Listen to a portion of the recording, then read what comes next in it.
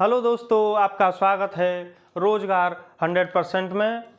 मैं आपके लिए मैंने बताया था पिछली क्लास में कि ज्योग्राफी आप पढ़ेंगे, तो भारत की ज्योग्राफी का सिलेबस क्या क्या रहेगा वो मैंने आपको बता दिया है।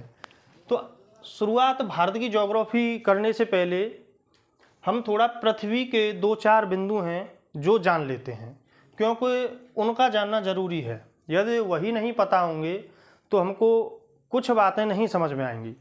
इसलिए भारत की ज्योग्राफी शुरू करने से पहले हम 10 से 5 बिंदु पृथ्वी के बारे में जान लेते हैं। आप जानते हैं कि ये पृथ्वी है, पृथ्वी गोल है। पृथ्वी पर कुछ रेखाएं इस तरह से होती हैं।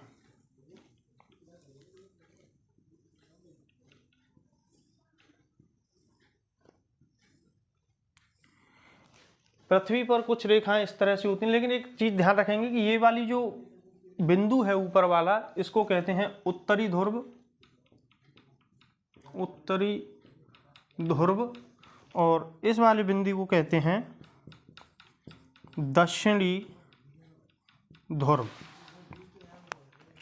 ये जो रेखाएं दिख रही हैं आपको, ये दिखाई नहीं देती, ये काल्पनिक रेखाएं हैं।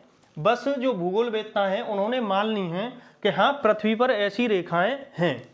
इन रेखाओं को कहा जाता है अक्षांश रेखा,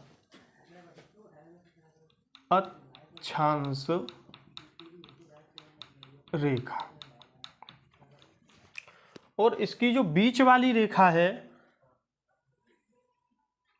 इसको कहते हैं 0 डिग्री। और जब ऊपर की तरफ जाएंगे तो 1, 2, 3, 4 ऐसे पहुंचेंगे, और ये जो बिंदु होता है इसको कहते हैं 90 डिग्री, और ऐसे इस बिंदु को कहते हैं 90 डिग्री।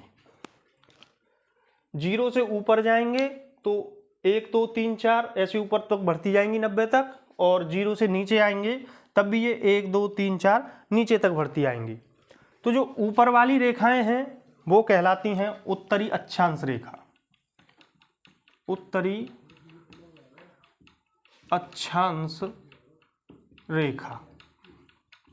और नीचे वाली हैं ये कहलाती हैं दक्षिणी अक्षांश रेखा। तो 0 से ऊपर उत्तरी अक्षांश रेखा और 0 से नीचे दक्षिणी अक्षांश रेखा। इनकी जो संख्या है वो है 179। आप देखेंगे कहीं कहीं 181 भी लिखा हुआ होगा। तो जो एक्चुअल में जो रेखाएं हैं उनकी गिनती 179 है, लेकिन ये जो बिंदु हैं, एक 90 डिग्री वाला और एक 90 डिग्री वाला, ये रेखाएं नहीं हैं, ये हैं बिंदु, और बिंदु कभी रेखा नहीं होता। तो इन दोनों बिंदुओं को लगाकर ये 181 हो जाती हैं।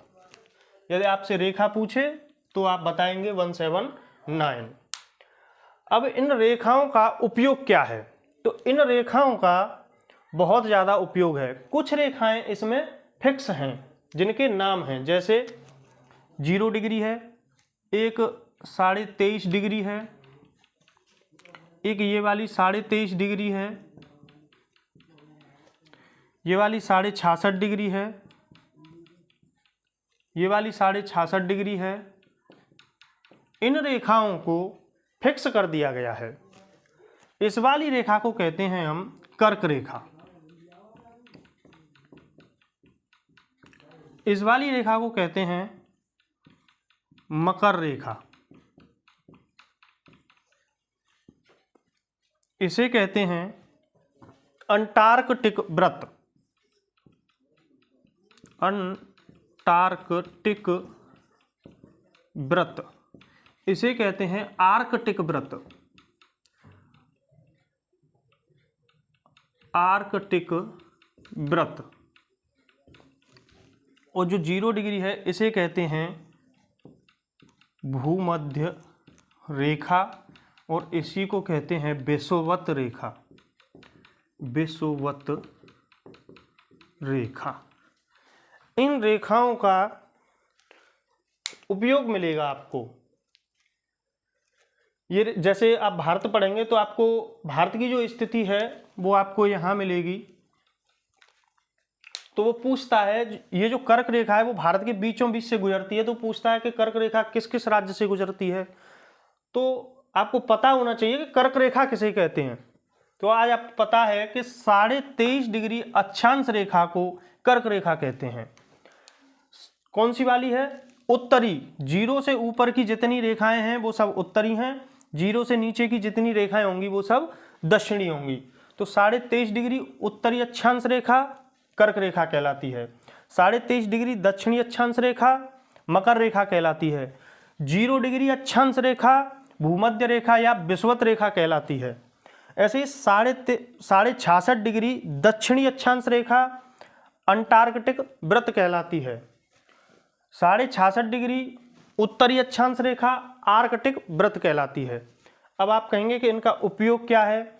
तो इनका उपयोग बहुत महत्वपूर्ण है, क्योंकि जब आप पढ़ते हैं कि शीत कटिबंध, शीतोष्ण कटिबंध, उष्ण कटिबंध, तो ये जो जलवायु है पृथ्वी पर, इस जलवायु का जो विभाजन है वो ये अक्षांश रेखाएं करती हैं। तो इनका एक कार्य है अक्षांश रेखाओं का, ये जलवायु विभाजक हैं, जलवायु विभाजक। अब जलवायु विभाजक कैसे हैं एक बार आप देख लो, फिर मैं इसे हटा देता हूं। ठीक है, ये जलवायु विभाजक कैसे हैं अब इसको देखते हैं।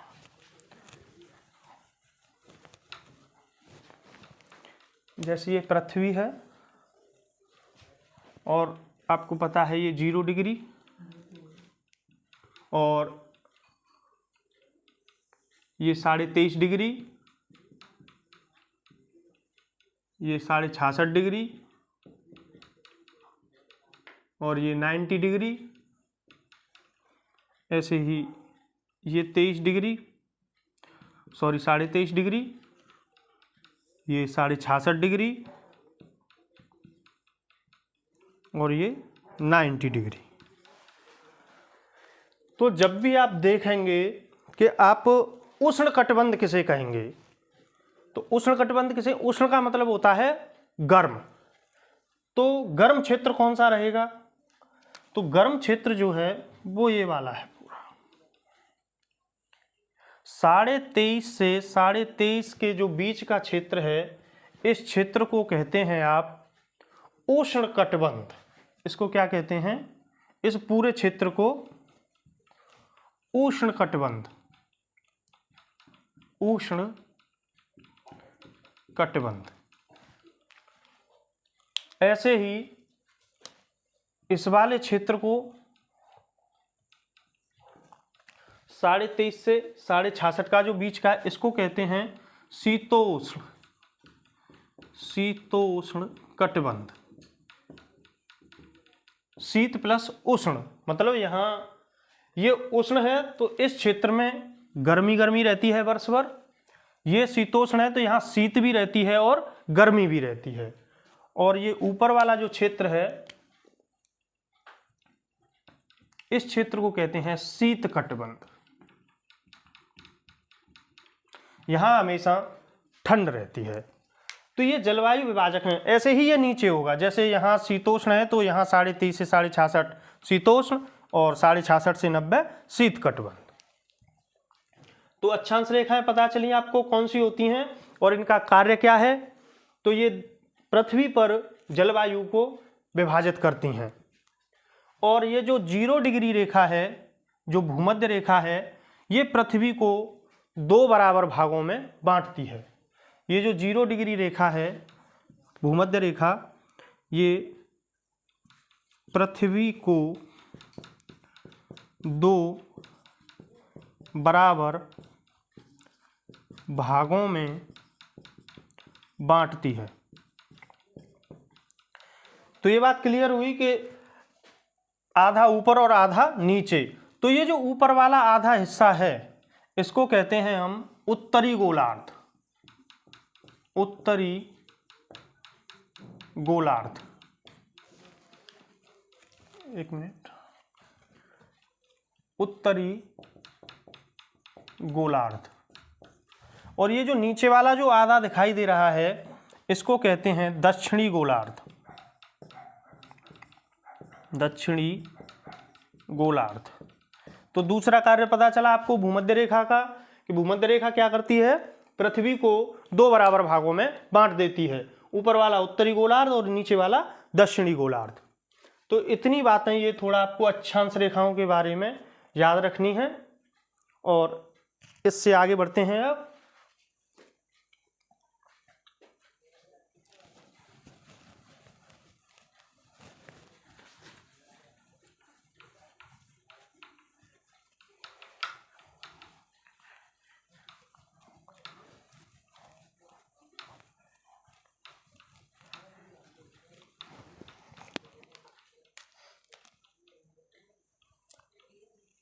पृथ्वी है ये, ऐसे ही पृथ्वी पर ऐसी हैं खड़ी हुई रेखाएं।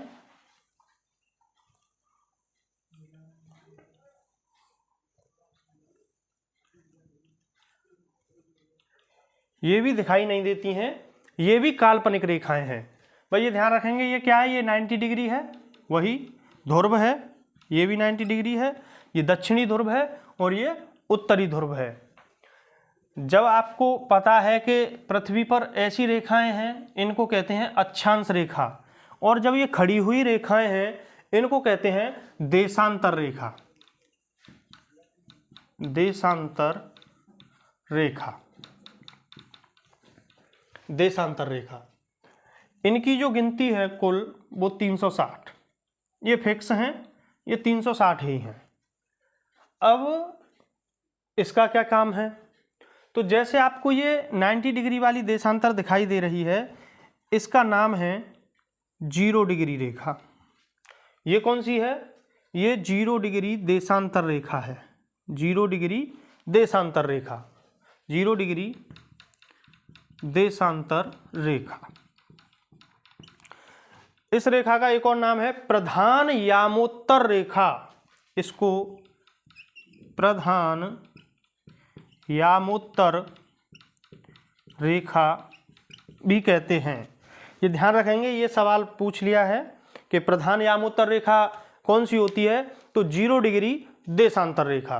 ये दिखाई नहीं देती, मैं फिर से बता दूं, ये काल्पनिक हैं। पृथ्वी पर ऐसी काल्पनिक रेखाएं, अक्षांश रेखाएं, खड़ी हुई काल्पनिक रेखाएं, देशांतर रेखाएं, ये कितनी होती हैं 179, और ये कितनी होती हैं 360। ये ध्यान रखेंगे आप। अब ये जो बीच वाली है ये भी क्या करती है, ये भी पृथ्वी को दो बराबर भागों में बांट देती है। तो आप कहेंगे कि ये 0 डिग्री भी वाली बांटती थी दो बराबर भागों में, ये भी बांटती है। ये ऐसे करके बांटेगी ऊपर नीचे, और ये इधर पूर्व और पश्चिम की तरफ बांटेगी। ये उत्तर की तरफ और दक्षिण की तरफ बांटती है, और ये पूर्व और पश्चिम की तरफ बांटती है। तो ये वाला जो आधा दिखाई दे रहा है आपको, ये इसको कहेंगे आप पूर्वी गोलार्ध,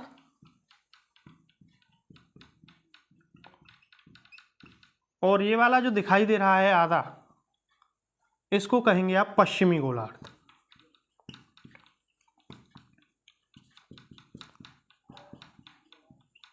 पश्चिमी गोलार्ध। तो ये रेखाएं आपको ध्यान रखनी है। और प्रधान यामोत्तर रेखा एक बात के लिए और महत्वपूर्ण है, क्यों जो विश्व का समय है वो देशांतर रेखाओं से ही मापा जाता है, और वो भी मापा जाता है 0 डिग्री देशांतर रेखा से। तो आपका जो ब्रिटेन है, ब्रिटेन यहीं पड़ता है इसी लाइन पर, और ब्रिटेन में एक जगह है यहाँ जिसको कहते हैं ग्रीनविच। ग्रीनविच, ग्रीनविच कहाँ है, ब्रिटेन, ब्रिटेन में। यहाँ क्या है, यहीं से जो विश्व का जो समय है वो यहीं से मापा जाता है, जिसे GMT कहते हैं, ग्रीनविच मीन टाइम। GMT है ग्रीनविच मीन टाइम। विश्व का समय यहीं से मापा जाता है। जैसे आपने देखा होगा कि कभी कह देते हैं भारत का समय मानक, विश्व के मानक समय से कितने आगे है, तो 5.5 घंटे। तो वो कौन सा है, ये यही है, GMT है। तो विश्व का जो समय का जो मापक है वो यही वाला GMT है और यहीं से जो ग्रीनविच है यहीं से विश्व के समय को मापा गया है जो ब्रिटेन में है और जो 0 डिग्री देशांतर रेखा पर पड़ता है। इसी के पीछे, जस्ट इसी के पीछे, जैसे आप इमेज करिए कि एक बॉल है, बॉल गोल होती है, जैसे मानो इसी पे समझो आप, ये वाली मानो इधर से कि ये 0 डिग्री देशांतर रेखा है ऐसे, तो एक जस्ट इसके पीछे है यहाँ से ऐसे इमेज करो कि ये बॉल पर है, तो ये वाली जो पीछे वाली रेखा है इसके पीछे वाली वो है 180 डिग्री पूर्वी देशांतर रेखा, पूर्वी देशांतर रेखा। ये महत्वपूर्ण है, ये भी आपको ध्यान रखनी है और ये पूर्वी शब्द ध्यान रखना है। 180 डिग्री पूर्वी देशांतर रेखा, इसका क्या काम है? तो जो आप तारीख देखते हैं कि आज कौन सी तारीख है, तो तिथि का मेजरमेंट ये रेखा करती है। किसका? तिथि का। जो आपकी तारीख है उसका मेजरमेंट 180 डिग्री पूर्वी देशांतर रेखा से किया जाता है और समय का मेजरमेंट 0 डिग्री देशांतर रेखा से किया जाता है। ये सभी बिल्कुल एकदम सीधी हैं और ये पूर्वी देशांतर रेखा ये टेढ़ी मेढ़ी है। बस यही एक ऐसी रेखा है जो टेढ़ी मेढ़ी है, टेढ़ी मेढ़ी। सभी अक्षांश रेखाएं बिल्कुल एक सीधी हैं, ऐसे सभी देशांतर रेखाएं बिल्कुल ऐसे सीधी हैं पृथ्वी पर। केवल एक रेखा है 180 डिग्री पूर्वी देशांतर रेखा जो टेढ़ी मेढ़ी है। अब आप कहेंगे कि ये क्यों फिर टेढ़ी मेढ़ी है?